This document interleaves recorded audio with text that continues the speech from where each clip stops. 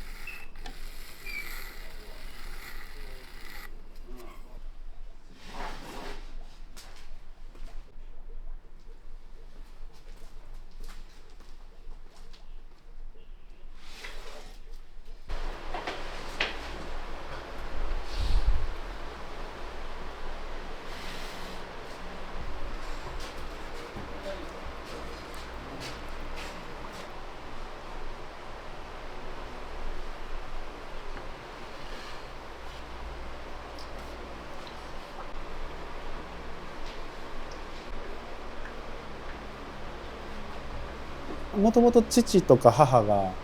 やっていたので、その姿をちょっと見ながら、その当時もうすでにスタッフがいたりとかで楽しくワイワイやってる姿がすごい印象的といいますか、それでちょっと自分もやってみたいなっていう、はい、そういう感じですね。あんまり父から絶対後継げとかそういうのはなくって全然好きなことをしたらいいよっていう感じだったんですけど、僕自身もすごいやっぱちっちゃい頃から器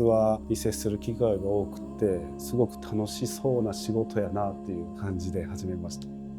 僕の作った器を使っていただいている機会を見ることがすごく増えたので、それがすごい嬉しいというか、今まで自分が作ったものがどういう使われ方してるんだろうとかいうのが分からなかったので、昔は今はそれがすごく見えて、こういう使い方もできるんやとか、そういうのがすごく嬉しいです辛いことはね、どうしてもやっぱ自然の原料を使うので、急にねすごい鉄分がいっぱい出だしたりとか、あとはどうしても化粧がけって言って、白い泥をかけるんですけど、その土と化粧土の収縮が急に合わなくなったりとか、そういうなんで剥がれたりとか、そういう失敗が思ってないところで出てくるっていうのが結構辛いところで、やっぱ原因をとりあえずこれじゃないかこれじゃないかこれじゃないかっていうのを全部試していって、で結局見つからないっていう時もあるんですけど、そういう時は過ぎ去るまでじっとこらえる例えば切れが多かったら技術で切れないように頑張るとか、多少は減らせるかなっていうので、切れやすい土やったら切れないように乾燥時間をゆっくり長く乾燥させるとか、結構いろいろありますね。1日で100個200個とか作るんで、それがあかんってなった時に全部あかんくなるので、それが結構辛いですね。相当へこみますめっちゃ。僕フットワークも結構かなり軽い方なので、例えば海外とかに行った時にいろいろ巡ってみたりとか、身近な生活の中でも何かを探しながら生活はしてるんじゃないかなと、自然とですけど、木工であるとかガラスとか、そういう作品を見たりするのもすごく好きなので、意外と陶器以外のことからインスピレーションを受ける方が多いかもしれないです。陶芸を見るときはあまりじっくり見ずにふわって見ます。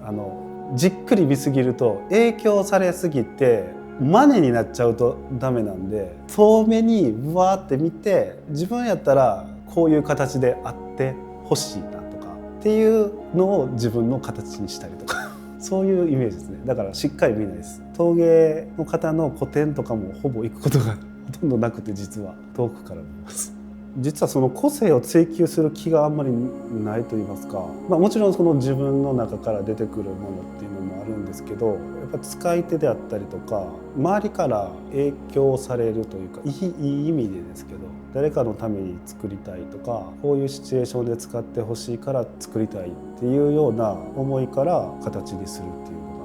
が多いですかね。自分でお店とかの前に立つようになってから余計にそれは思うようになりましたね。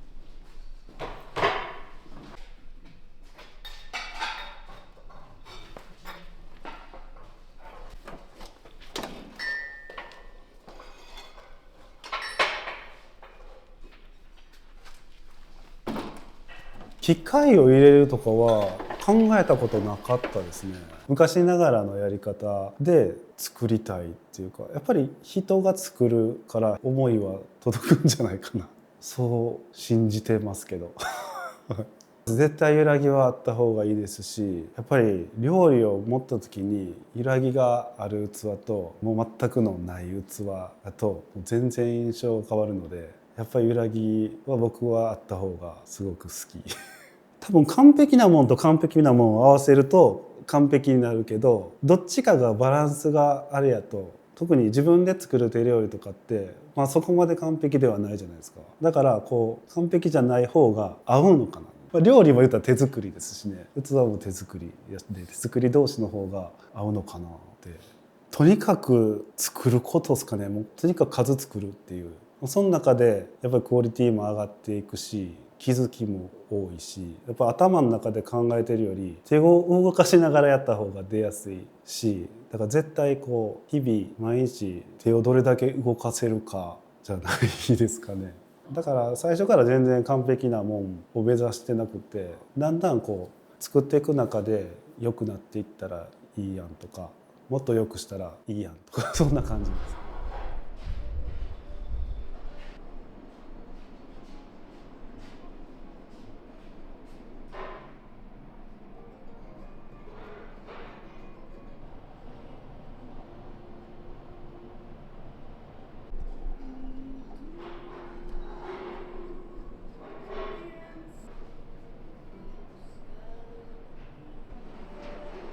もちろん若い時ってお金ないじゃないですか。なんで製陶所の仕事が終わって夜に作るんですよ自分のやつを。でそれをいろんな人に買ってもらうというか、クラフトフェアとかそういうのに出して、めちゃくちゃ多かったですね。とにかく出すっていうか、いっぱい作りたいんで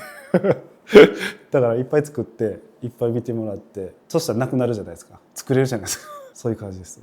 だから出すのはめちゃくちゃ多いです。今でも出しますでも最初の頃、僕初めて信楽の陶器市に出した時は5個しか売れなかったですね